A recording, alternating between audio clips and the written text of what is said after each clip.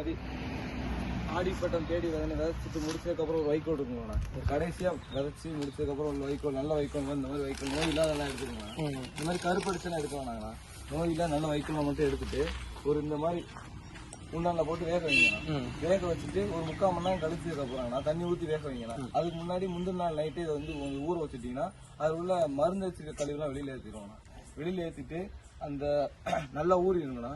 அதை தூக்கி தூர ஊற்றிட்டு அடுத்த நாள் காலையில் அந்த தண்ணியை தூக்கி தூர ஊற்றி இந்த மாதிரி ஒரு குண்டான போட்டு நம்ம அதுக்கப்புறம் வந்து தண்ணி ஊற்றி ஒரு 3/4 மணி நேரம் கழிச்சா வைக்கோலோட ஸ்மெல் வருங்கண்ணா. வந்துருச்சுன்னா இது நல்லா அவஞ்சிருச்சுன்னு இருக்கும். இது வைக்கோலோட ஸ்மெல் வருங்கண்ணா.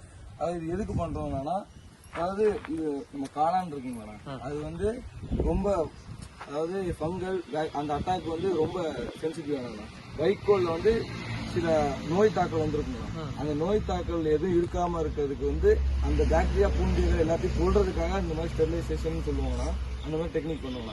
இது இல்லாம கெமிக்கலும் பண்ணுவாங்கன்னா ஆனால் இது பண்றது உடம்புக்கு நல்லதுங்கண்ணா. அதனால இந்த மாதிரி பண்ணிக்கிட்டீங்கன்னா அதுக்கப்புறம் வந்து என்ன பண்ணணும்னா அந்த மாதிரி அவிச்சு அதை எடுத்து காய போடணும். 3/4 மணி நேரம் ஒரு 45 to 50 நிமிஷம். நம்ம தீ எவ்வளோ கொடுக்குறோமோ நல்லா தீ இருந்துச்சுன்னா 30 நிமிஷம் கூட போட்டால் போதுங்கண்ணா.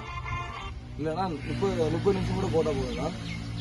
கொஞ்சம் தீ கம்மியாக இருந்துச்சுன்னா ஒரு 45 நிமிஷம் கிட்ட எடுத்துக்கிட்டோம்னா அதை வந்து நல்லா அந்த மாதிரி நிழல் இல்லைன்னா வெயில் அடிக்கிற இடத்துல காய போட்டுக்கணும். காய போட்டு நம்ம எடுத்து பிடிஞ்சோம்னா தண்ணி வரக்கூடாதுங்கண்ணா. ஆனால் கொஞ்சம் ஈரப்பதம் இருக்கணும். ஆனால் அந்த வைக்கல் வந்து தண்ணி வரக்கூடாது. அந்த மாதிரி பதத்தில் எடுத்து இந்த மாதிரி ஒரு கவருங்கண்ணா கடையில் கேட்டீங்கன்னா கிடைக்குண்ணா. அந்த கவர் வந்து 12க்கு 24 இல்லைன்னா 15க்கு 30 சைஸுங்கண்ணா.